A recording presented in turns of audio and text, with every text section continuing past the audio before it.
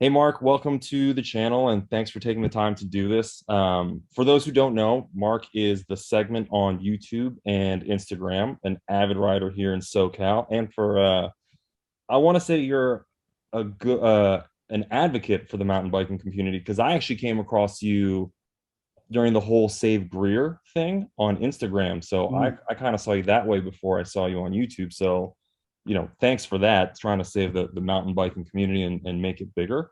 Yeah, Um, and I feel like what you bring to the community is huge and it's just always a positive vibe. And when you said you'd do this interview, I was super stoked. So just thank you again. of course. Thanks, Amir, for having me on, man. I'm excited to be here. This is awesome. The Basic 29er. Here we go. Yeah, thanks, man. So let's jump right into it. When and what got you into mountain biking? It's crazy, Amir. I've only been mountain biking for a little over a year. In 2020, when the whole pandemic started, we had this plethora of COVID riders coming out of the Yeah, woodworks, and dude, I was one of those riders. My son's birthday is in April, and he had just gotten pulled out of school. I've got two kiddos, two boys, a 10-year-old and a 3-year-old, and the 9-year-old who was turning 10 was like, Dad, let's get a mountain bike for my birthday. So, not knowing anything about anything, we went down to the mountain bike shop here in Murrieta called Allen's Bike Shop. And they were just really good about tuning my son into a bike. And then they looked at me and they're like, well, what about you? I had no idea, man. I had no idea, yeah, Mira, like what bike, XC, travel, any of that stuff. for sure. And they had a bike there that was a stump jumper. It was used and somebody needed to sell it. It was on consignment. And I remember my son saying, you should get that, Dad, so we could both have mountain bikes. We could start mountain biking together. So that kind of, Awesome. yeah, I called the wifey, said, is it okay for me to pull the trigger on a mountain bike? Yeah, yeah. We're getting two today. And she was all about it. So Awesome, man. that was our start. That was our start in the mountain biking world. Yeah, I used to ride as a kid and then I actually got into it pre-COVID. I was looking at all these trails around my house. I'm like, man, I got to get back on a bike. But similar to you, right? No idea what's XC, enduro, travel, none of it meant anything. Yeah. I went to Trek. They had a cool hardtail with fat 29-inch tires. I was like, that looks sweet. Let's do it. Yeah. And yeah, man, jumped right into it. Yeah, you know what's funny, Amir, is I thought when the guy said this thing has about 150 of travel on it, I thought it traveled 150 miles because it was a used bike. I was like, well, that's not that bad. Yeah, that's low mileage, man. That's low mileage. Yeah. That's And, hilarious. and he's like, are you going to ride it around here or are you going to ride it? I had no clue. So I guess that was an all trails bike. So I'm like, yeah, that's the one. I'll take that one. Yeah. I still have my hardtail and I actually rode it today. It's 120 mil only front travel. And like, I don't know, people look at me like I'm crazy on some of the hills I take it, but hey man, it's fun. And sometimes you got to push yourself, challenge yourself a little bit. Then when you go to full suspension, you get all that space and you're like, oh, this is like riding a cloud. Yeah. Well, you know what's cool? My son has a hardtail. He got a hardtail Haro, and he wants a full suspension mountain bike. But every time we run into like coaches or anybody else who knows a lot about the mountain biking skills and techniques, they always say it's great that I got him a hardtail because he can really learn the lines, really feel the Yeah. bike, make his mistakes now, and then when he gets on a full suspension mountain bike, he should be able to handle it really, really well. Yeah, totally. I feel like my hardtail, I have to be really, I got to pay attention to what I'm doing on it, right? You can't just boulder through everything. So true. Yeah, Unforgiving. yeah, for sure, for sure. Hey man, your channel's grown really quickly. And when you started it, like, what were your expectations for starting a YouTube? How'd you get into that? And like, what do you think helped you out in your growth? I think I remember you said at one point MTV Allen really helped you grow, but kind of what were your expectations? What got you into doing YouTube? Yeah. So again, my son with this one, he said, you should do a YouTube channel since you're an older dad, but you're starting to learn how to mountain bike. You should put that out there and just try to, encourage other people who may be on the same path, motivate Yeah. them, inspire them. And, I thought, hey, I don't know anything about YouTubing. I'm going to give it a go. So I remember putting together my first video and trying to figure out the whole editing thing. And I felt so proud of it. And it took me forever to get this video together. I just wanted it as perfect as possible, which now I'm learning that, different skills on how to put a video together. But in the process, I reached out to MTB Allen because I'd always see two YouTubers when I was looking at YouTube. I'd see MTB Allen and I'd see Tony the Outsider. Mm. And I remember just hitting the email button about and then reaching out to MTB Allen and just saying, hey, I'm brand new. I want to also have like a interview part of my show where I'm bringing on mountain bikers. Would you be interested in jumping on the show for an interview? And I didn't hear anything for a couple of days, and I thought, man, that guy's he's really busy. I'm sure he's getting a ton of these. Yeah. And then, sure enough, man, I looked at my email. There was a response. He goes, "Hey, let's do it." So he jumped on, and we formed a friendship after that interview. So we did the interview. It was awesome. It was my first one. I remember not knowing what to do, Yeah. and Yeah. I remember I him know giving that me a feeling. ton of tips. Yeah, and it was cool because it was really just that whole principle of you never feel like you're ready to do something. I just sometimes that can be something that it set you back, or Yeah. you could pause forever and never get something done. But it was one of those things where I just started going through the motions and it started picking up, and then I'd make friends, and then it would, I'd get a little bit of help and a little bit of insight on certain things to get things done. And I think MTV Allen's been a huge part of the growth for my YouTube channel. Um, a buddy of mine also who plays in professional sports, or he did play in professional sports, Mr. Drew Brees, as soon as he retired from the NFL, he called me up. He goes, "Hey man, let's get out on the mountain bikes." So Nice. literally, he retired, I think, on a Sunday, and we were scheduled to go out mountain biking on a Tuesday. We ended up getting out there on a Thursday, but I think that video, having Drew Brees on a mountain bike for the first time for him in like 20 years, because it's been all football, Yeah. also really helped elevate the channel as well, just having somebody like him on there. Nice. Yeah, actually, I saw that and I was going to ask you, like, how did that whole thing come about, right? You and Drew Brees riding mountain bikes. Yeah. Um, but it sounds like you guys were friends prior to that, right? Yeah. Amir, it was crazy. It was, geez, like my son was probably like four months old, and I was at a park down in San Diego. And there was another dad at the park with his two kiddos, and his two kiddos were just running around the park. My son was running around the park. It was a small little park. And I just started talking to this other dad, just dad talk, Yeah. like, Yeah. Yeah. oh, wish I had the energy that these kids have. And it's so fun to watch them. And we're so lucky to have this job as dad. And a couple people came up and asked this dad for his autograph. And I'm like, who the heck is this guy?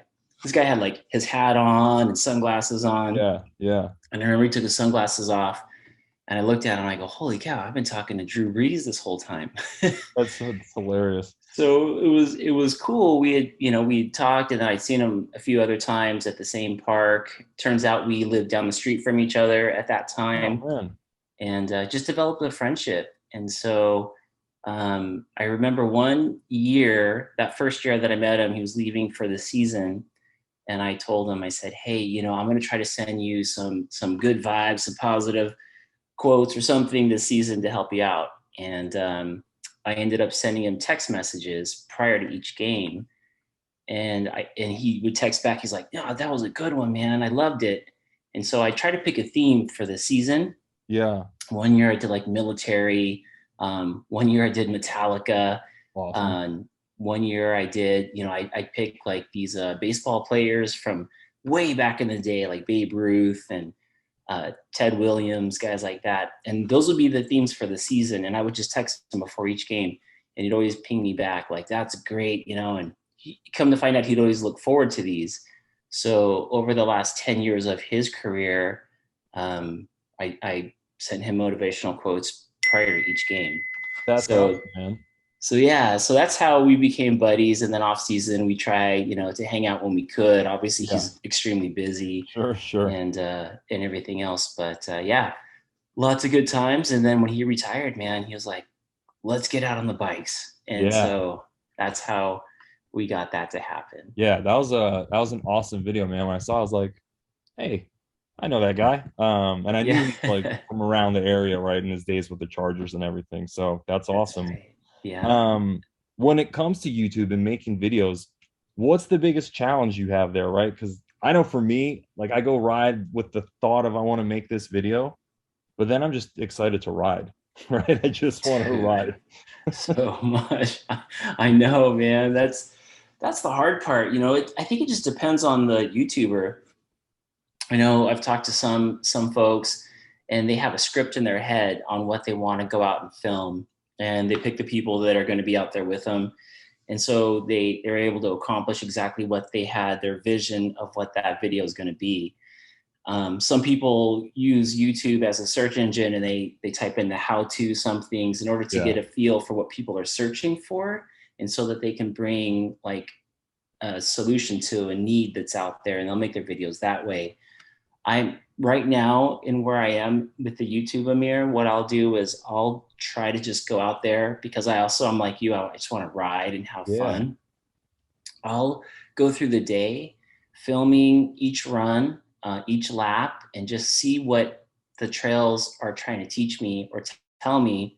And then I'll bring the footage back and I'll go, oh, this one was about overcoming fear, or this one was about somebody got injured, or this one was about like a fire that took place. So after I get back, generally there's a theme that Yeah. comes back with me in the footage, and that still allows me the freedom to ride, and the information that I get kind of is just what happens out there, and I'm just sharing that with the squad.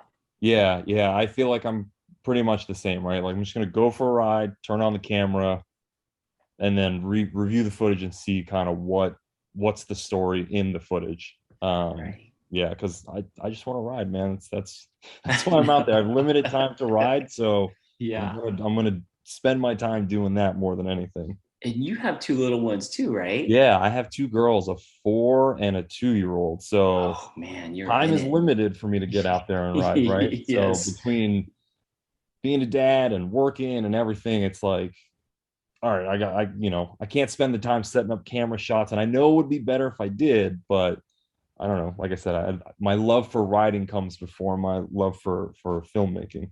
Yeah, no, that's exactly where I'm at too. And generally, every time I go out, the trail kind of there's a story that comes back. There's always a Yeah, theme for that sure. if it's just stoke and having fun, like well, we were all on it, then that's the storyline is that everybody was elevated that day. If somebody has a something happening or they want to overcome something, then they become the story on that ride. Like so and so wanted to overcome this. Yeah, for sure. Um, but yeah, otherwise, and I'm learning other things. I'm learning how to break out my cell phone on a lot of different shots because sometimes the cell phone footage and the GoPro footage can just bleed together, and it's hard to notice if you're a viewer. At least for me as a viewer, if I'm Yeah, seeing the footage playback, I don't really see it. But the cell phone allows me to get more flexibility and mobility on shots. yeah, So if we're somewhere, I could break out the phone real fast and take it a nice like landscape shot of something. Versus my camera sits on the chin of my yeah, helmet, yeah, and that takes a while to unscrew it and get for it sure, you for know sure. tell the guys like, hey, we're gonna do this shot. And otherwise, if I go out first, I could always pull over and just whip out the cell phone and grab them as they swing by, Yeah, yeah. and I bring always that feel stuff bad out. telling other guys like, "Hey, do that again," because I want to film it, right? Because I don't want to interrupt their riding. Because I know, like, I love riding. I don't want to tell them like, "Hey, I want to do this for my YouTube. Stop. Do it all over, Yeah, but do it this way." So yeah, I'm trying yeah, to do the same, right? Break out of the comfort level of just riding. Look for a shot if I see one. Break out the cell phone for sure. Um, when it comes to that, so when you're riding, filming, whatever, what's the one piece of gear you can't ride without? Like it's with you every trip. man, that's a good one. I think that the GoPro for sure Yeah. is one thing that I definitely need to have every time I go out. Whether I use it or not, it's just something about just having it on Yeah. makes me feel good. The other thing is my helmet. For for whatever reason, it's my helmet that I always have to have that with me, you know, on every ride. Um, Luckily, I don't use it a lot, thank God. Um, Yeah.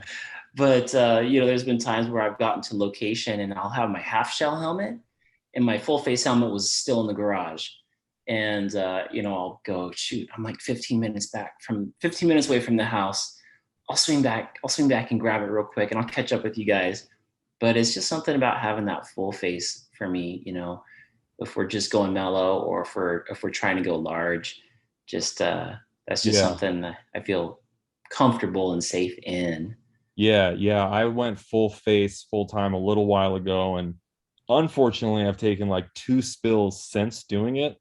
And part of it's probably like I feel more confident because I'm wearing it, so I'm willing to push a little bit harder. But man, both times I was just grateful I had it on because both times I like hit my face Ooh, clean, nothing, but I was fine, no concussion, no nothing. Um, so I'm with you, right? Like full face basically always, unless I'm out just riding around the lake or something with my kids, then I don't need to be so protected. But helmet for me is a yeah, big one too. yeah. That's a huge one. Other outside of that, I'd probably say, like being a little over a year into the mountain biking scene. Now that I know what a good pair of mountain bike shoes feel like on my pedals, Yeah, that's definitely super key. You know, I don't ride clips. I ride flats. same. So having like 510s on, Afton is another one. Just that there's just something about the sole of those shoes compared to like a pair of Nikes or whatever For sure. else, you know, Yeah, that just makes you feel like I have to have those on, those shoes yeah, on specifically, to be able to have a good ride.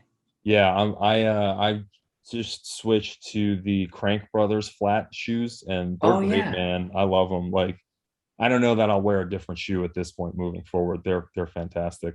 those are awesome. Are those the stamps? Yeah, the stamps. Yeah, With the gum sole on the, yeah, yeah, those yeah, look sick yeah. too. They look sick and they grip fantastic. They're comfortable, so I'm big fan. Yeah. No, Um, I'm with you on that. Those are yeah, huge. man. Helmet and shoes. Yeah, and gloves. I can't. I see other YouTubers gloves, no gloves, and that blows Yeah. my mind. I've got to wear gloves, man. Yeah. What gloves are you rocking right now? Fox Rangers. Okay, sweet. Yeah, they're a little Nice. warm in the summer here, in SoCal, but they're comfortable. The padding on them, same like I said, I've taken two spills and hands out. Hands are totally fine. Like they've held up really well through the couple years I've been wearing the same pair. So I don't know that I go different glove. Once I find something that like works, I just kind of stick with it. Yeah, man, I hear you. I usually ride for gloves for me, I usually ride Tasco. Tasco's one of the supporters of my show, but I love Tasco before they had supported the show, so it was just Yeah. like an easy one. But man, one time I didn't ride with my Tasco gloves. I just was trying out some new pedals, so I thought, yeah, I just cruise around the street and get Yeah. a feel for how these pedals feel. I washed out turning, and now I got this Oof. like funky scar on my hand. But yeah, the one time I didn't wear my Tasco gloves, man, that's what I get. Yeah, that's how it is, right? And that's what like my 4-year-old always tells me if I go riding with her around the neighborhood, like wear your helmet. And she's Yeah, right, because it's gonna be I'm doing something around the neighborhood because I'm like, I'm not really riding, and then I'm gonna fall and crack my head open. So man, it's that's good when, that she's got it ingrained in her, like telling dad, hey, you got to yeah, put a helmet on. that's really good. I mean, it Yeah, really happens when you're. That's when it happens. Is when your guards are down and you're just for kind of like, sure. just taking it easy, Yep. and then it happens. It seems to Yeah. happen more so that then than when you're like really on. Right. Yeah. When you're on, you're focused, you're paying attention, right? At home, you're jibbing around the driveway, jumping off a curb, and yeah, it's Yeah. very easy to fall apart in that moment. The neighbors are like, this guy has a YouTube channel. Yeah, totally. It's like, isn't he an adult? Why is he? What happened there? It's like, hey man, gotta have some fun. Um, Right. hey, so the segment, your name, right? Clearly it's a nod to Strava. And I think the history of your channel was athletes trying to beat their own PRs on various Strava segments, whether it's running or biking or whatever. Yes. Um, I proudest bike moment. I have one King of the Mountain on a segment. Nice. Yeah, it's not a huge segment, but hey, man, it's mine. It's a huge That's moment for me. great, man. Heck Yeah. yeah. So, what's one of your your proudest bike moment or like segment moment? So yeah, so well, yeah, the segment, the name definitely was a nod to Strava for sure when it started, and it really was just built to show people kind of pushing themselves out of the ordinary and moving more towards the extraordinary, right? Just Yeah. a peek at that progression, and then it became more. The segment became more of. I mean, I still push for the PRs when I have guests on, but it's more so now different segments in life because that way it can open it up to other parts of a writer's life, whether they're doing something on the bike or off the bike. And really the channel's built to be motivational and inspirational, just so if you were to drop in, say you're not a mountain biker or a mountain biker, hopefully the content is making you feel motivated Yeah. to do something a little bit above and beyond what your usual is. But to answer your question, going back to PRs, I think I still have a lot to ride, but Yeah. I still love, probably the biggest one is at Greer. Overdrive is a trail that I'll do quite a bit at Greer, and a lot of guys will do, and a lot of riders, guys and girls, will Yeah. ride Overdrive. And I feel like pretty much whenever I get with a group and the stoke is high and everybody is pushing at that next level, that seems to be when I'll get a PR on that Nice. specific trail. Nice. Yeah. So it's to me that trail is cool because it's the PR just to me meant the stoke was high, the camaraderie, like people who you're riding with and laughing with. Yep. So hopefully they're getting PRs too, Yeah. but Yeah. But but their yeah, stoke is pushing you to ride better. yeah, and that stoke, it's like so contagious. Like Sure, man.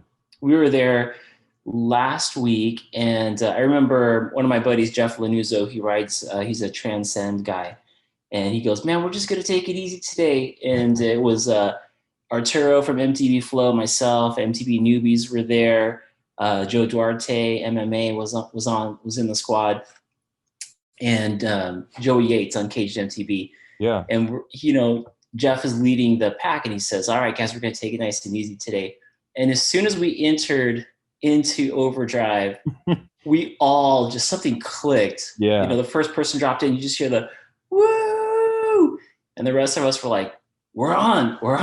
And we were just chasing each other as fast as we could, half sketchy, like going way offline sometimes, and Yep.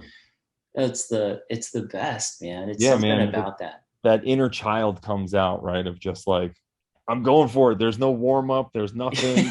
Just caution out the window. I'm going, man. It's Right. that's why I love mountain biking though. I tell my wife like I love it so much because it just carefree. You're out in nature. Literally nothing else matters. It's like going back to a time when you're not worried about work or school or kids or bills. It's just I'm out there having fun, man. Totally. Yeah. Agreed. 100%. I mean, there's so much in our lives. When we talk about our jobs and phone, families and bills and responsibilities and adult isms. Yeah. Yeah. And then Yeah. you can hop on the bike and you're just so present. And it's like there's something that you've missed for a long time. It just comes back to you. And sometimes it's just chasing the back tire of your Yeah. buddy's bike. Yeah. It's the best. It's the best. I It's know. the best. And watching them like kind of sketch out, but then save it. And then for some reason that makes you feel like even way better. Like, wow, we're going crazy. Yeah. 100%, man. 100%. Like seeing your friends do well makes you want to do better. Then you guys push each other and Yeah. yeah, it's awesome. That that's the best. That's the Yeah. best feeling. Speaking of riding, you're on a Jeff C Core 4, right? Yeah. 27 and a half or 29? This is a 29er. Nice. Okay.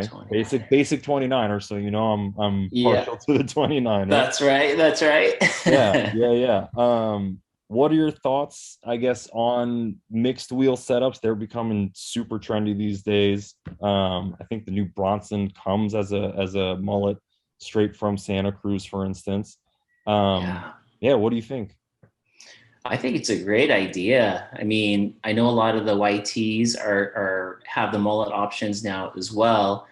And big shout out to YT for the Jeff C Core 4. They're a supporter of the segment. Thankfully, thank you guys. Thank you. And they gave me the Core 4, which came on the 29ers, and I'm so stoked for it. I haven't actually ridden a mullet setup, but just the concept makes sense to me. Having that big 29 up front to Yeah, help me roll over things, but then having the 27 and a half in the back to be more playful, for like yeah, whipping it around and just kind of throwing the bike where you need to. So, I mean, I love that concept. I can't really think of anything that would be negative about it. yeah, yeah. I'm kind of with you. My buddy has a 27 and a half, and I got on it, and like it felt like a BMX bike coming from my 29er. I was like, Oh yeah. dude, I can just whip this thing around like it's nothing. So I really want to try a mix setup and see what that feels like, because like I'm like you, right? The up front 29 is gonna just plow through everything, but then you can kind Yeah. of whip the back around and it's super playful. Yeah. Yeah. Yeah. It seems like a winning combo. And I know one of the guys up here in Murrieta, SpokeX Hunter, the owner of SpokeX and Hobby, I feel like they're ordering more inventory that's geared towards that mullet setup as well. Yeah. Yeah. So when I was talking to those guys, they're like, yeah, our inventory is kind of even being set up like that now with the way people are moving towards bikes. So that might be the way of the future, having that mullet set up. Yeah. Yeah. I really want to, hopefully someone around me sets one up and I can ride it, you know. I don't know if I'm willing to is take the chance yet myself, but I want to ride right. one. I want to demo I one. know. Me too. Me too.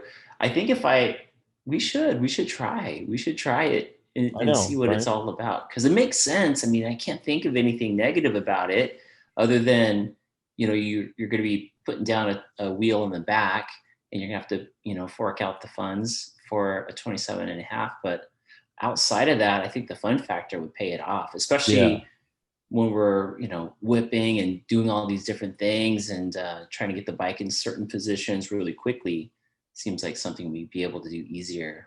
Yeah. I Yeah. know this is all theory though, Amir.